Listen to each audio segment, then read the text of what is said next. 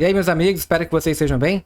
Hoje nós vamos fazer 5 questões aqui de direito processual do trabalho, um tema sempre bem frequente aqui nas nossas provas da OAB. Inclusive, a primeira delas caiu aqui no nosso último exame, né, no exame 46, tá? Então vamos falar sobre custas processuais trabalhistas. Primeira questão diz o seguinte: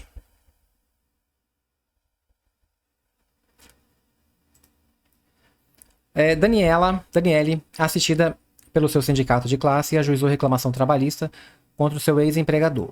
Na audiência, as partes chegaram a um acordo de R$200 mil, mas o juiz indeferiu a concessão de gratuidade de justiça autora porque a situação financeira dela era comprovadamente muito confortável. Então o juiz fixou as custas em R$4 mil.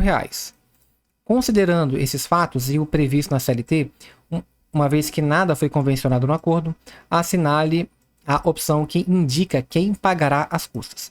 Bom, então estamos aqui diante desse assunto, né? De quem é que vai pagar as custas. E aí nós temos uma regra geral que aquele que perde a ação, aquele que sucumbe, será aquele que vai pagar as custas por inteiro.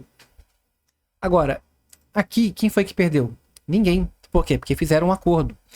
Esse acordo que é feito, ele pode também, dentro do acordo, se estabelecer, você vai pagar as custas, ou eu vou pagar, ou então nós vamos pagar pela metade, o 70-30. Isso também pode ser negociado.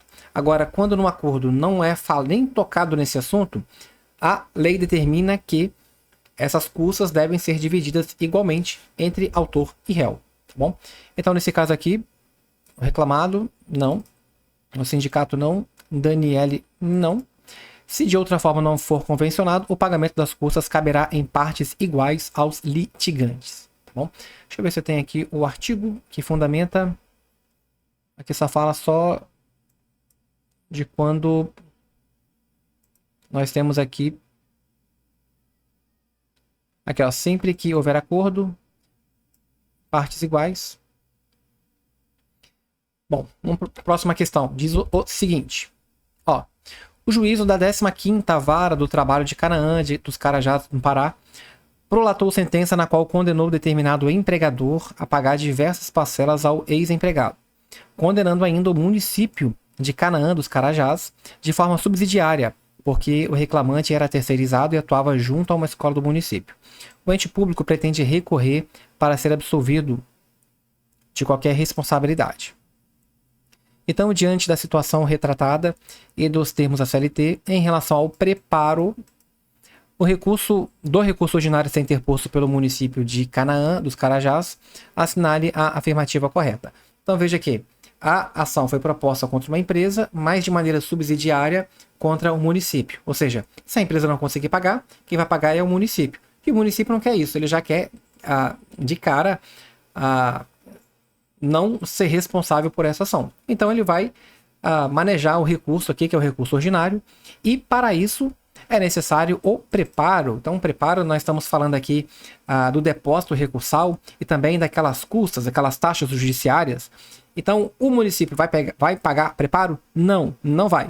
O município não vai pagar nem o depósito recursal, tá bom? O depósito recursal é um valor já pré-estabelecido em que, para você entrar com recurso ordinário, deve pagar, não sei quanto está hoje, deve estar uns 13, 14 mil reais.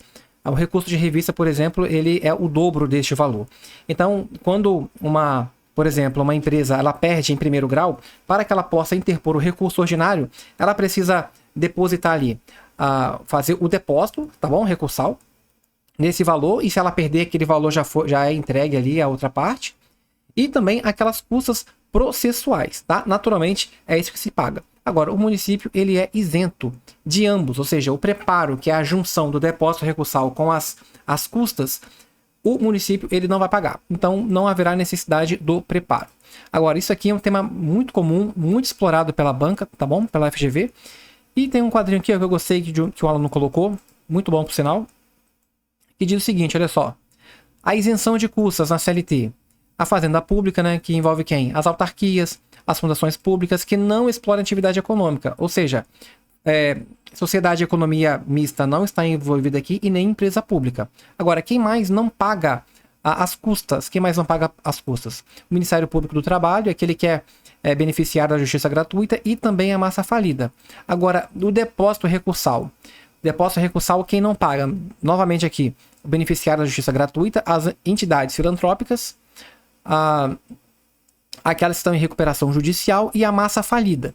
E o depósito judicial recursal pela metade é empregador doméstico, entidades sem fins lucrativos e MEI, microempresa e empresa de pequeno porte, tá bom? Não tem jeito, isso aqui tem que memorizar, porque isso aqui é matéria de prova e cai mesmo, tá? Ó, mais uma aqui da OAB, hein? Dessa vez no exame 42, em 2024.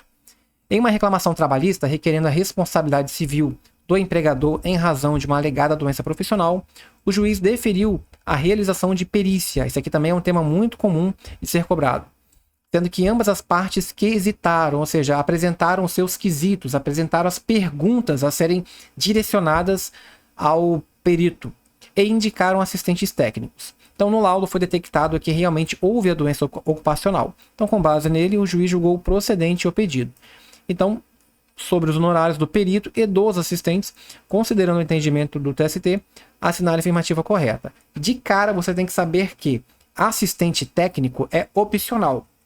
Se a parte quer que um assistente técnico acompanhe ali a perícia, possa talvez se manifestar, ele vai ter que pagar pelo seu assistente técnico. Então, cada um paga o seu. Só com essa informação, vamos ver se dá para resolver alguma coisa? A empresa deverá arcar com os honorários do perito e do assistente técnico do autor. O autor aqui, no caso, é o empregado. Então, essa aqui já iria embora. A justiça arcará com os honorários do perito e cada parte responsável pelos honorários do seu assistente técnico. Então, essa aqui poderia ser até com a informação que eu te dei até agora. Cada parte arcará com metade do valor dos honorários do perito e integralmente com os honorários de seu assistente técnico. Essa aqui também poderia ser. O réu será condenado a pagar os honorários do perito, porque sucumbiu no objeto da prova, e arcará com os honorários do assistente técnico por ele indicado. Essa aqui também poderia ser. E essa aqui, na verdade, é o nosso gabarito. Por quê?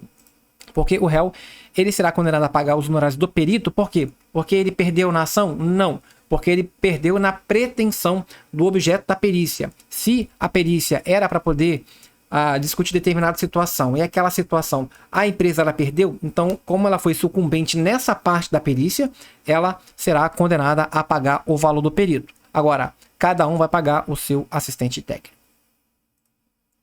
Mais uma da FGV, mais uma da OAB, dessa vez no exame 40. Em sede de reclamação trabalhista, na qual você advoga para o empregado, foi celebrado entre as partes, ainda na fase de conhecimento, foi celebrado acordo entre as partes, ainda na fase de conhecimento, antes da prolação da sentença. Na petição de lavra conjunta entre os advogados das partes, nada constou acerca das custas processuais. Então, devemos dividir igualmente, não é isso? Seu cliente é beneficiário da gratuidade da justiça, conforme decisão constante do processo desde o início. Então, sobre as custas processuais, considerando o silêncio das partes, vamos analisar aqui. As custas incidirão em 2%. É verdade. Na fase de conhecimento, as custas, elas são no valor de 2%. Tem um valor mínimo lá de 10 e alguma coisa, né? Mas o valor, o percentual mínimo é de 2%. Sobre o valor do acordo, eles serão divididos em frações iguais pelas partes, é verdade. Sendo que, no caso de seu cliente, não haverá o pagamento por força da gratuidade da justiça. Olha quanta informação, é esse aqui o nosso gabarito. Quanta informação, primeiramente, vai incidir em 2%, tá bom? 2%. Por exemplo, se uma ação trabalhista ela for no valor de 100 mil reais, o valor das custas será de 2 mil reais, 2% do valor ali, tá bom? Agora, quando é acordo, a gente vai dividir igualmente. Por quê? Porque não houve consenso entre as partes, vai dividir igualmente. Mas aquele beneficiário da justiça gratuita, naturalmente, ele não vai pagar, ele estará isento dessas custas. E nossa última questão aqui, também da OAB, agora do exame 39, olha como esse assunto é bem cobrado, hein? John estava empregado em uma sociedade empresária de óleo e gás, mas foi injustamente dispensado por justa causa, com base em uma falsa acusação de consumo de álcool a bordo da plataforma. Você, como advogado de John, ajuizou a reclamação trabalhista e a única testemunha de seu cliente não fala ou entende português, apenas inglês. Você arrolou como testemunha e já requeriu e obteve o benefício da gratuidade da justiça. Então, sobre seu requerimento para a produção de prova, assinar a afirmativa correta. Você deverá requerer ao juiz um intérprete que será custeado pela ré, se sucumbente no objeto da prova, ou pela união, se você for a parte sucumbente. Isso aqui é verdade. Por quê? O nosso gabarito é exatamente esse aqui. Por que é esse gabarito aqui? Porque realmente você vai precisar de um intérprete, você que tem que pedir. E ele será custeado pela parte ré, se sucumbente no objeto da prova. Ou seja, se a parte ré perdeu aquela situação que iria decidir sobre essa perícia aqui, aí ele que vai ter que pagar.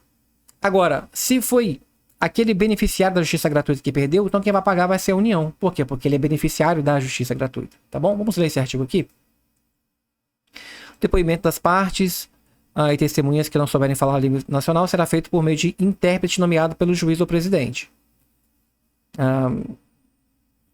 As despesas decorrentes do disposto nesse artigo correrão por conta da parte sucumbente, salvo se beneficiar da justiça gratuita, tá bom? E a súmula aqui que fala que a União deverá pagar em caso daquele que for sucumbente, né? Mas também beneficiário da justiça gratuita, tá bom?